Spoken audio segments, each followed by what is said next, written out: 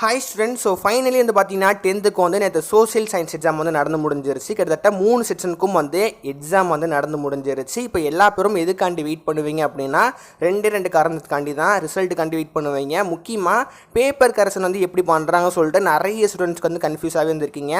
எல்லாமே நம்ம டீட்டெயிலாக பார்க்க போகிறோம். ஓகேவா? அதுக்கு முன்னாடி நம்ம சேனலை ஃபஸ்ட் டைம் வந்து விசிட் பண்ணுறீங்க பார்க்குறீங்க அப்படின்னா மறக்காமல் லைக் பட்டனும் சப்ஸ்கிரைப் பட்டனும் ப்ரெஸ் பண்ணிக்கோங்க. ஸோ நம்ம வந்து பார்த்தீங்கன்னா கிரேஸ் மார்க் பற்றி அப்புறம் வந்து முக்கியமாக வந்து பேப்பர் கரெக்ஷன்லாம் வந்து எப்படி வந்து பண்ணுறாங்க, மாணவர்கள் இந்த வாட்டி எப்படி ஆல் பாஸ் பண்ணுவாங்களா மாட்டாங்களா எல்லாமே நம்ம டே பை டேயாக டெய்லியும் அப்லோட் வந்து பண்ணிக்கிட்டு இருக்கோம். ஸோ அதனால உங்களுக்கு பப்ளிக் எக்ஸாம்ஸ் பற்றி இருக்கப்பட்ட இன்ஃபர்மேஷன், பேப்பர் கரெக்ஷன், முக்கியமாக கிரேஸ் மார்க் எல்லாமே இன்ஃபர்மேஷன் தெரிஞ்சுக்கணும்னா மறக்காமல் அந்த லைக் பட்டனும் சப்ஸ்கிரைப் பட்டனும் ப்ரெஸ் பண்ணிக்கோங்க. ஸோ இருக்கிறதுலே வந்து ஃப்ரீயான பட்டன் மறக்காமல் ப்ரெஸ் பண்ணிக்கோங்க. ஸோ மறக்காமல் சப்ஸ்கிரைப் பண்ணுங்கன்னு சொல்லிட்டு நான் வந்து நம்புகிறேன். ஸோ மறக்காமல் பண்ணியிருக்காமா. அப்புறம் 12th வந்து இங்கிலீஷ்க்கு வந்து ஆல் பாஸ் போடுறாங்களா, முக்கியமாக கெமிஸ்ட்ரி அண்ட் ஃபிசிக்ஸ்க்குலாம் வந்து எப்படி மார்க் போடுறாங்க சொல்லிட்டு நிறைய பேர் வந்து கேட்டிருந்தீங்க. எல்லாமே இப்போ நம்ம வந்து வரிசையாக நம்ம வந்து பார்க்க போகிறோம். வந்து 10th 11th எப்போ வந்து பேப்பர் கரெக்ஷன் ஸ்டார்ட் ஆகுது அப்படின்னு சொல்லிட்டு நம்ம வந்து பார்க்கலாம். 10th பொறுத்த வரைக்கும் எப்போ ஸ்டார்ட் ஆகுது அப்படின்னா கம்மிங் ஏப்ரல் 13 நமக்கு வந்து ஸ்டார்ட் ஆயிரும். 13லேருந்து நமக்கு வந்து ஏப்ரல் 22 வரைக்கும் நமக்கு வந்து நடக்கும் அப்படின்னு சொல்லிட்டு சொல்லியிருக்காங்க. அப்புறம் வந்து 11th பொறுத்த வரைக்கும் ஏப்ரல் 16லேருந்து ஏப்ரல் 25 வரைக்கும் வந்து நமக்கு வந்து நடைபெறும். இப்போ வந்து எல்லாத்துக்கும் வந்து கிளியரன்ஸ் கிடச்சிருக்கும் நம்புகிறேன். ஸோ நம்ம வந்து பேப்பர் கரெக்ஷன் பண்ணால் தான் நமக்கு அப்டேட் வந்து சொல்ல முடியும். இப்போ நம்ம வந்து டேரெக்டாக 12th நம்ம வந்து பார்க்க ஆரம்பிச்சிடலாம். இங்கிலீஷ்க்கு 12th வந்து எந்த மாதிரி பேப்பர் திருத்துறாங்க அப்படின்னு சொல்லிட்டு நம்ம வந்து பார்க்கும்போது கன்ஃபார்மாக இந்த வாட்டி 12th வந்து இங்கிலீஷ் எல்லா பேரும் வந்து பாஸ் தான். நான் வந்து எப்படி சொல்கிறேன் அப்படின்னா கொஸ்டின் பேப்பர் வந்து டஃப்பாக இருந்தனால நிறைய மாணவர்கள் அவங்க வந்து பாயிண்ட் ஆஃப் வியூவில் நல்லா வந்து யோசிச்சு நல்லா எழுதியிருக்காங்க. அதாவது நல்லா ஓன் பாயிண்ட்ஸ் வந்து எழுதியிருக்காங்கன்னு சொல்லிட்டு நிறைய ஸ்டாஃப் வந்து நம்ம சொல்கிறத நம்ம வந்து கேட்கலாம். ஏன்னா கொஸ்டின் பேப்பர் வந்து கஷ்டமாக இருந்தனால மாணவர்கள் அவங்களோட பாயிண்ட் ஆஃப் வியூவில் நல்லா வந்து கொஸ்டின் அட்டென்ட் பண்ணியிருக்காங்கன்னு சொல்லிட்டு தான் வந்து நியூஸ் வந்து வந்திருக்கு. கன்ஃபார்மாக இந்த வாட்டி இங்கிலீஷில் வந்து 12th வந்து நிறைய பேர் ஃபெயில் ஆக மாட்டாங்க. முக்கியமாக ஆல் பாஸுக்கு இந்த வாட்டி நிறைய வாய்ப்புகள் இருக்குது சொல்லிட்டு தான் வந்து சொல்கிறாங்க.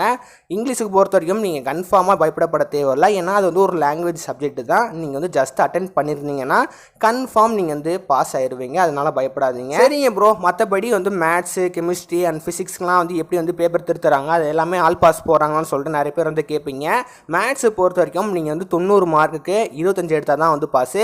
ஆனால் நிறைய பேர் வந்து என்ன கேட்குறாங்க அப்படின்னா ப்ரோ 25லாம் எனக்கு வந்து வராது, 20 மார்க் நான் அட்டென்ட் பண்ணியிருக்கேன், கன்ஃபார்மாக 20 மார்க் வந்து வரும், எனக்கு வந்து பாஸ் பண்ணுவாங்களான்னு சொல்லிட்டு நிறைய பேர் வந்து கேட்குறீங்க. நீங்கள் வந்து மேபி கொஸ்டின் பேப்பரில் இருக்கிற எல்லா கொஸ்டின்ஸும் அட்டென்ட் பண்ணியிருந்தீங்க, முக்கியமாக நீங்கள் ஃபார்முலா போட்டிருந்தீங்க அப்படின்னா கன்ஃபார்மாக 20க்கு நீங்கள் வந்து மேபி உங்களை ஒரு 5 மார்க் போடுறதுக்கு நிறைய பாசிபிலிட்டி இருக்குது.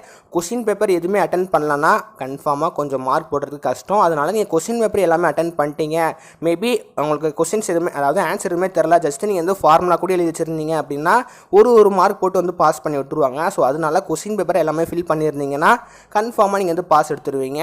அண்ட் கெமிஸ்ட்ரி அண்ட் ஃபிசிக்ஸை பொறுத்த வரைக்கும் கன்ஃபார்மாக இந்த வட்டமும் வந்து ஆல் பாஸு. போன வருஷத்தில் எப்படி வந்து ஆல் பாஸ் பண்ணாங்களோ அதே மாதிரி தான் போன வருஷத்தோட இந்த வருஷத்தில் வந்து அதிகமாகும் அப்படின்னு சொல்லிட்டு சொல்லியிருக்காங்க.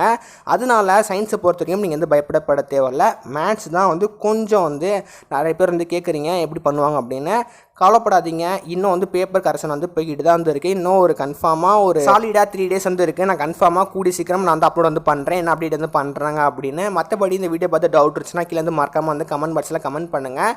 முக்கியமாக டெலிகிராம் குரூப்லையும் அண்ட் வாட்ஸ்அப் குரூப்லையும் வந்து ஜாயின் பண்ணாமல் வீடியோ பார்த்துட்டு இருக்கீங்கன்னு நினச்சிங்கன்னா மறக்காமல் டெலிகிராம் குரூப்லையும் அண்ட் வாட்ஸ்அப் குரூப்லையும் வந்து ஜாயின் பண்ணிக்கோங்க. அப்புறம் வந்து நம்மளோட சேனல் சப்ஸ்கிரைப் பண்ணாமல் வீடியோ பார்க்குறீங்கன்னா மறக்காமல் பண்ணிடுங்க.